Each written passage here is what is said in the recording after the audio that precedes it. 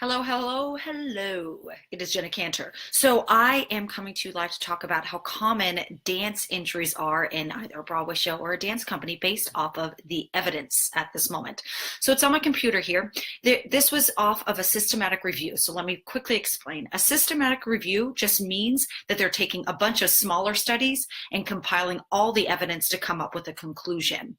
There right now, of course, is not a lot of evidence, enough evidence on dance injuries overall, just big picture. That's just big picture. So there's still continued work to keep adding to the evidence so we can really look at these measures objectively.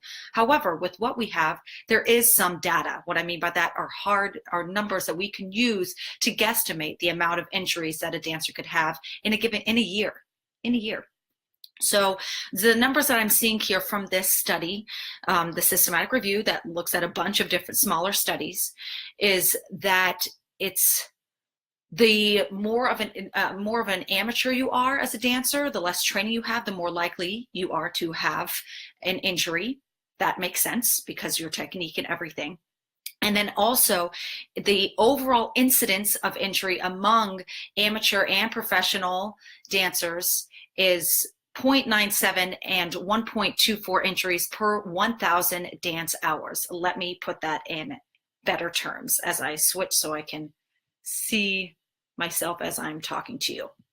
So that means pretty much, there's one injury for like one dancer every 1,000 hours of dance. Okay, let's start doing the math. So if you are dancing, let's make it small. Let's say you work 6 days a week, you have 1 day off, and you dance 3 hours per day.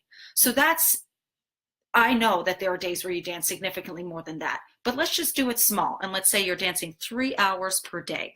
So if I'm going into my calculator, because for every 1,000 hours, a dancer gets injured. So let's do 1,000. So on a single day, 3 hours of dance. So that alone, so then you would be dancing 6 days a week. So that would be, I would divide that number. So first I did 1,000 divided by 3, which is the number of hours. So that's how many, and then I'm now dividing into it the number of days per week. So that's 6 days per week.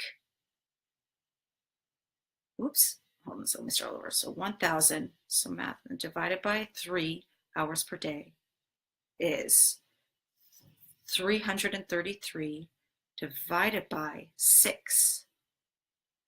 So 55.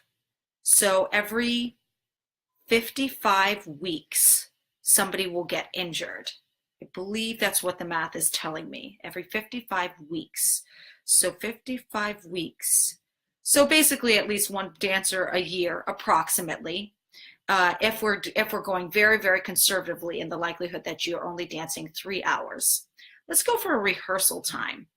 So if you're in rehearsals and you do, so 1,000 hours, and say you're in rehearsals, let's say for 6 hours per day, divided by 6 equals divided by 6 days per week.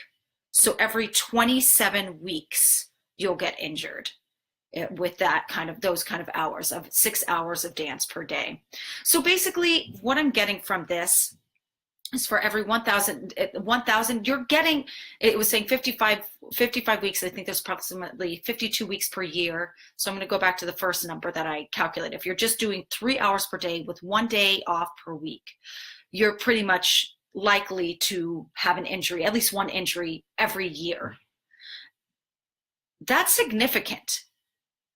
That is something to consider. And these are just from data. We haven't even gone to massive depth. This is bigger picture. This is with poor evidence that's out there. I think it's always important to say that we need more evidence because we really want true data to really understand the severity of this.